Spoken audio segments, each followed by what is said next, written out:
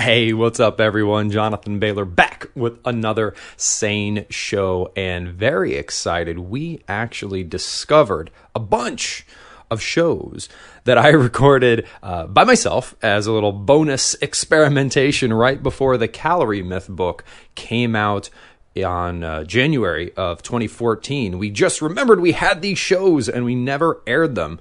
So we're going to air them now. Exciting. So what will follow in this episode is one of these previously hidden pre-Calorie Myth shows. So a little bit dated, but still valuable. I hope you enjoy it. And remember, stay sane.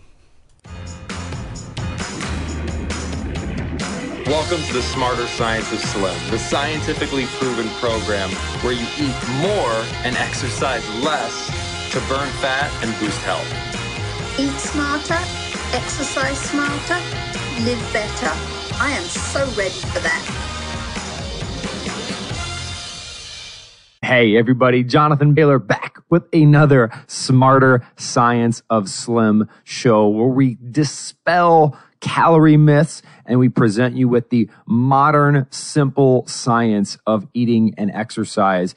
Going to be an awesome show this week. Want to put to rest once and for all this idea of eating less and exercising more, because bottom line, it's not working. And I get a little perturbed when people defend it. Why? If the point here, if people who are arguing about this, if your goal is to help people, how much more data do you need until you start to propose a different approach? Right? The data is incredibly clear. So are you more concerned with being right and sticking to your guns, or are you more concerned with actually helping people out of the biggest obesity, diabetes, cardiovascular disease, and heart disease epidemics we've ever had?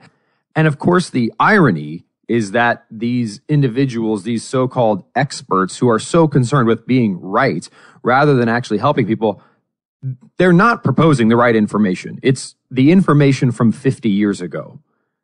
Where else, when it comes to our lifestyle, do we rely on recommendations from 50 years ago? Could you imagine if we were using phones from 50 years ago or airplanes? Even surgical techniques are wildly different from when they were introduced 50 years ago.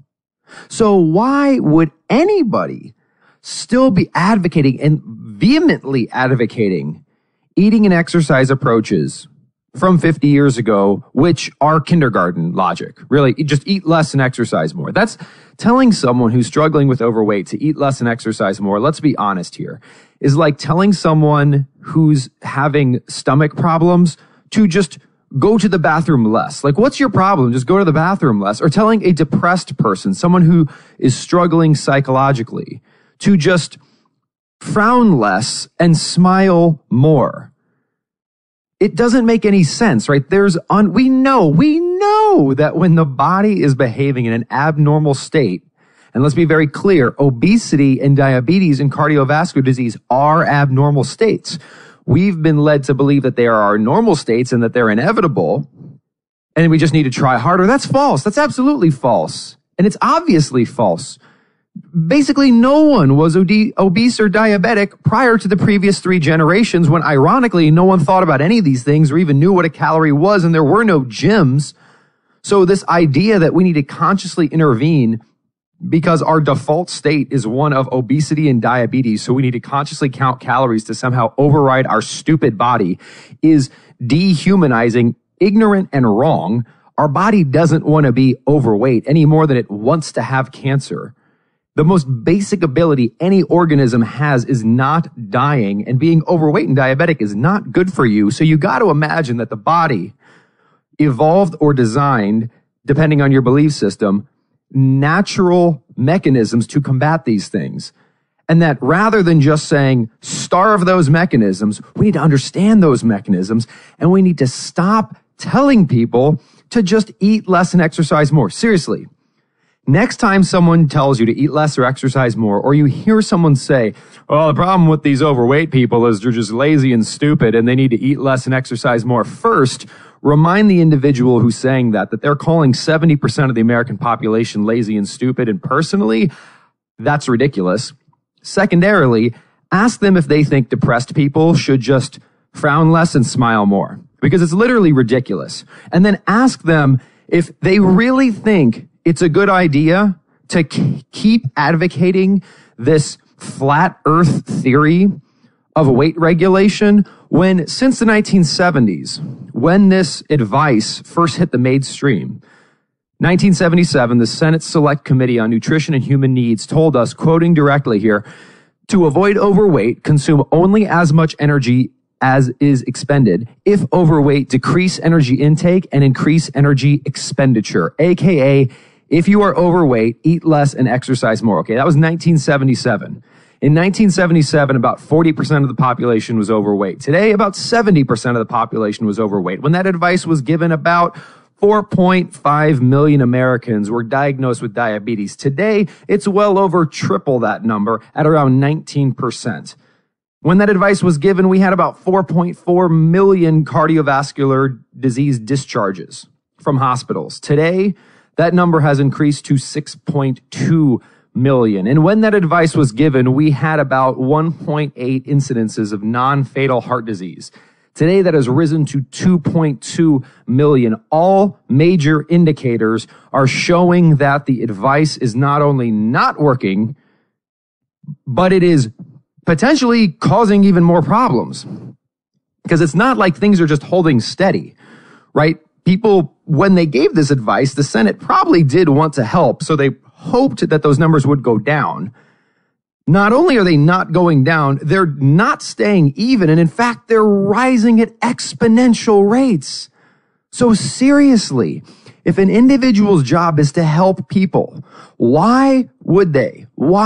Seriously think about this. Why would they continue to advocate information or an approach that, one, isn't working? Regardless of why, it's not working. So you can tell people, hey, keep doing that thing that isn't working. Just keep, we've tried for 40 years, it hasn't worked. Why not try for another 40? It's, no. Especially when the data is unequivocally clear that there's a smarter approach. In fact, let's talk briefly, because we've covered this in a previous show, about how ineffective eating less and exercising more is. There was a study done in the International Journal of Obesity that showed that less than 5% of people who attempt to eat less and exercise more to lose weight are successful long term. Specifically, it's a 4.6% success rate. That is absurd. Could you imagine any other approach, advice, program, product, service continuing to, let's say, be in business if it only worked 4.6% of the time? To put in perspective how ridiculously low of a success rate that is, the American Cancer Society did an analysis of the percent of people who are able to quit smoking long-term without any help. And remember that nicotine is the third most addictive substance in the world, second or trailing only heroin and cocaine. So what percentage of people are able to quit the third most addictive substance in the world long-term without any help? 5.5%. That's obviously low. But you know what it's not as low as? 4.6%, which is the long-term success rate the International Journal of Obesity showed people have when they try to eat less and exercise more. What you have been taught since you were a child, what I was taught as a trainer, is an obsolete theory of weight regulation that is harder to execute and less effective than just trying to quit the third most addictive substance in the world, cold turkey. Eating less and exercising more is either wrong, impractical, or both. And quote-unquote experts can argue all they want about why it doesn't work or whose fault it is, but the bottom line is it's not working. So why can't the mainstream learn from a pretty smart guy named Einstein, who told us that insanity is doing the same thing over and over and expecting different results? That is literally insane. Oh, well, for the past 40 years, people are just dying left and right and struggling, and the incidence of obesity and diabetes are skyrocketing. Simultaneously, about a third of the population is suffering from depression because now they think that they're at fault because they're doing all they can to eat less and exercise more, but it's not working, so they think they're flawed in some way. So now they go on antidepressant medication, which actually breaks the system designed to regulate their weight, so they get even fatter, and then they think they're even worse. Let's just tell them to do that more. That is ridiculous. In fact, I would argue it's almost immoral. It is basically immoral. We know the approach doesn't work. Yet, for example, the U.S. Food and Drug Administration tells us, quoting directly, to manage your weight, balance the calories you eat with physical activity. Have a carrot, not a carrot cake. Or have cherry yogurt, not the cherry pie. Thank you, condescending U.S. Food and Drug Administration. Missing the point, but that's okay. You know, if you, U.S. Food and Drug Administration, want to paint 70% of the American population as stupid and lazy, well then enjoy your ivory tower, but the rest of us are going to be looking to the science, the modern science, to actually solve this problem. Or consider this gem from the American Council on Science and Health. Quoting directly, my 3-step weight loss plan. Don't expect a government bureaucracy to solve your problems. 2, don't single out one substance and complain that addiction to it has caused all of your overall lack of self-control. 3, when you're ready to start dealing rationally with your weight problem, if you have one, eat less and or exercise more. Really, American Council on Science and Health? How about a different 3-step plan? Call me crazy, but let's consider a different 3-step plan. Because I gotta calm down here. I'm getting a little too amped up. Step 1, try something. Step 2, evaluate the results. Step 3, if the results are bad, don't tell us to do the same thing harder.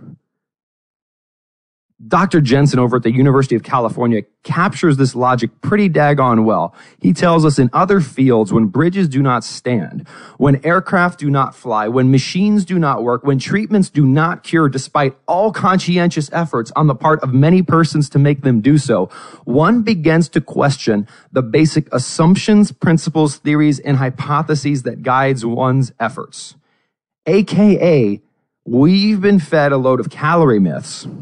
They're not working. And in any other field of study, if a surgeon was taught a way to perform heart surgery and 95% of the patients died as a result, you better believe that the heart surgery field would reevaluate that approach. However, that's not what's happening when it comes to the most basic areas of our life, eating and exercise. And this dates back a long while. Hippocrates. And this is a direct quote from Dr. Friedman, a wonderful pioneer in the modern science of eating and exercise. Dr. Friedman over at Rockefeller University tells us that Hippocrates wrote that the obese should eat only once a day and take no baths and sleep on a hard bed and walk naked as long as possible. Long-term fat loss will require that we move beyond this 2,000-year-old prescription and instead develop strategies that are based on 21st century science. That's all we're talking about. It's really not that radical. 2,000 years ago, the best we could do from a weight regulation perspective was to tell people to, in the words of Hippocrates, eat only once a day and walk naked as long as possible. Well, and certainly the mainstream isn't telling us to walk naked, but maybe that's the next fad diet. Who knows? But the point here is that 2,000 years ago, that sort of kindergarten logic, well, just eat less and exercise more, which is like, again, telling a depressed person to just frown less and smile more, was the best the medical field could do. But friends, we can and have to do better today. And we can. We absolutely can. And actual experts, people that study the fields that actually matter from a science perspective when it comes to weight regulation, not people in ivory towers throwing down moral judgments because they're genetically thin, so they just think they're better than everyone else, when in reality, their overweight friends probably consume fewer calories than they do. We gotta go back to science. And again, the good news, the actual experts, people who study neurobiology, how the brain regulates our body, people who study gastroenterology, how our second brain, our gut, is involved in weight regulation, and endocrinologists, people who study our hormones, the language our body speaks, they have made dramatic advancements over the past few decades.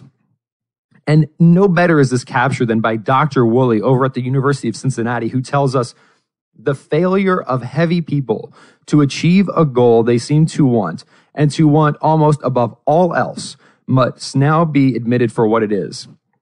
A failure not of those people, but of the methods of treatment that are used.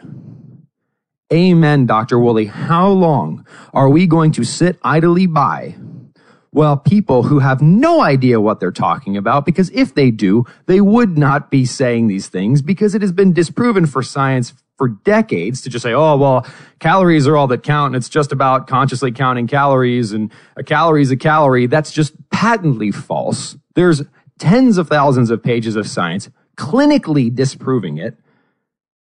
So instead of saying these kinds of things, we have to rise up. We have to take the power back. We have to look at the actual experts and fix the system that kept us slim and not diabetic for hundreds of thousands of years. Think about this again.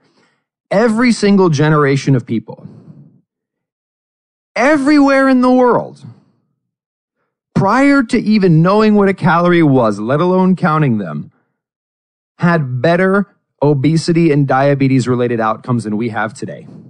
How did they do that? If going to the gym and counting calories was required to avoid these things, how is it the case that before those things were even possible, we didn't have these problems? It's because we've been fed a load of myths. And in fact, when you think about how absurd this eat less, exercise more recommendation is, it's literally saying you need to be hungry and spend 10 plus hours per week, every single week, for the rest of your life to maintain a healthy weight. Because 90% of those who struggle with their weight are not gluttons. They are like everybody else. They eat till they're full and then they stop.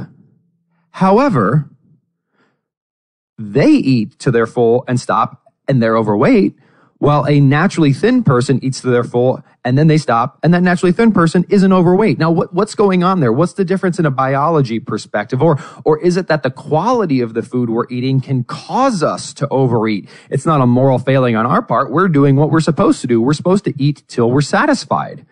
No one can be hungry for the rest of their life. That's like telling someone, oh, just sleep less for the rest of your life. Oh, just go to the bathroom less frequently for the rest of your life. Oh, just blink less, breathe less. It's ridiculous. You can't just decide to eat less long term. Hunger isn't sustainable, nor should it be. No one was put here on the earth to be hungry for their entire life. That's absurd.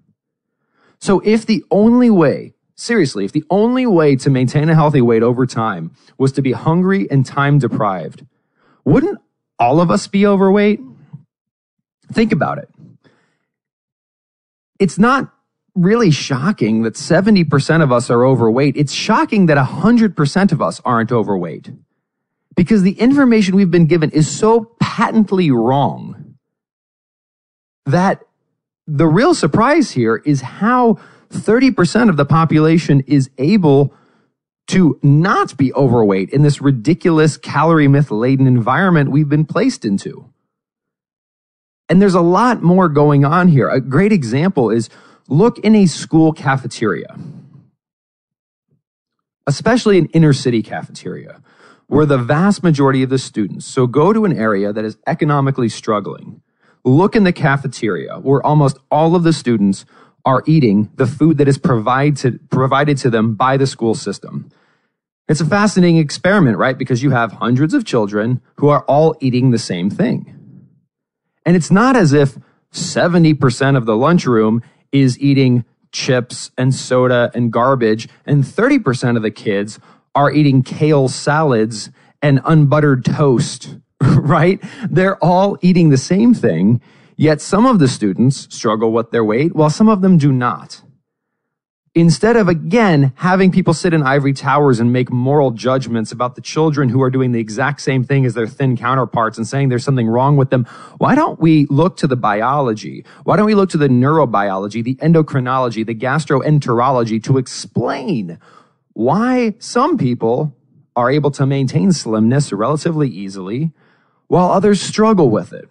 And the good news is that there's so much science explaining these things at a basic level, at the most basic level. And of course, we'll dig into this more and more and more week after week after week. It's your brain. Your hypothalamus is designed to regulate your weight automatically, just like it regulates your blood sugar or your blood pressure, your breathing, your blinking, any other mission critical function in your body. Except for individuals who struggle with their weight, there's inflammation in their brain. Their brain is not able to do that appropriately. It starts to regulate them around a higher set point weight. It's as if their body's thermostat has gotten turned up. And their body will still regulate. This is why people don't weigh 10,000 pounds. It'll just regulate above or about an elevated set point. It's also why these people, even when they try to eat less, it doesn't work because their body's fighting against them to, again, work to maintain a heavier weight. It's not as if their bodies want them to weigh less if they would just eat less. It's that their bodies don't want them to weigh less, no matter how little they eat. And that's just the neurobiology. There's two more pieces. The other ones are endocrinology, or they're hormones. There's all kinds of hormone wackiness going on in the state of obesity and diabetes. It's known as metabolic dysregulation, and hormones like leptin and insulin and testosterone and estrogen and cortisol are all out of whack. And you take anyone who's consuming any number of calories, getting any amount of exercise, and you take their hormones and you flip them out of control, they will gain fat. Ask anyone who is diagnosed with diabetes what happened when they started injecting themselves with insulin, and almost always you will hear they gained fat. Why? Because insulin is a fat-storing hormone. If you inject it into your body, you will gain fat regardless of the quantity of calories you consume. And then, of course, there's the gastroenterology aspect, our gut bacteria. Researchers have now shown repeatedly that obese individuals have a predictably different set of bacteria in their stomach than individuals who are not struggling with overweight. And in fact, if you take the gut bacteria from a metabolically healthy mammal and you transplant it into the stomach of a metabolically unhealthy mammal, the metabolically unhealthy mammal will become healthier, will burn fat without changing anything about the quantity of calories they're consuming because the system itself is being fixed. So friends, please, I know I got a little bit amped up in this podcast, but I just get so frustrated because people like myself, people in this field of eating and exercise, we are in the business of enabling you to live better. Our job is to provide you with tools that work.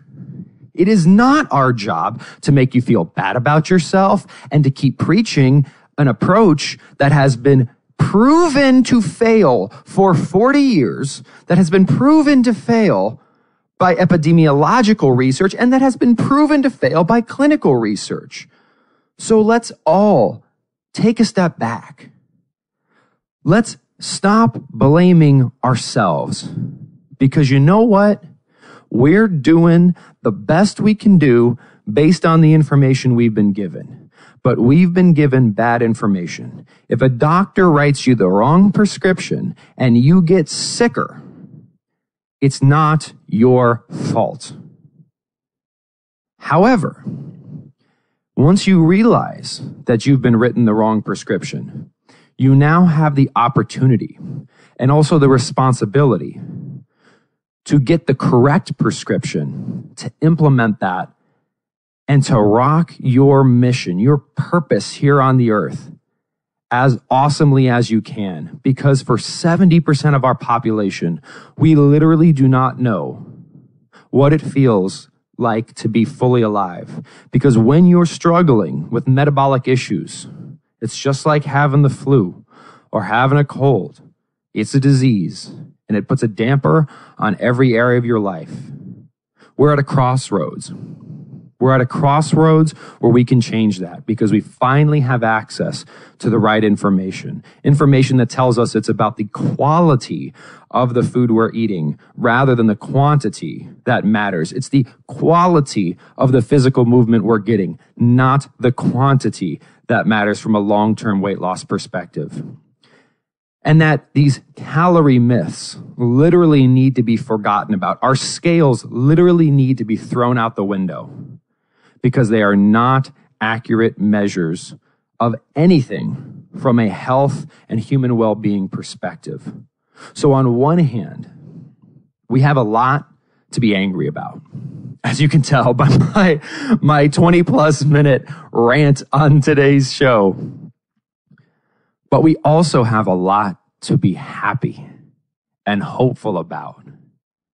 Because once we identify the problem, and that problem's not us, once we identify the problem, that we've been given bad information, we have the power to transcend that. We're not the problem. The information's the problem. We know that we can change that, and we can live a smarter science of slim instead of being subjugated by calorie myths.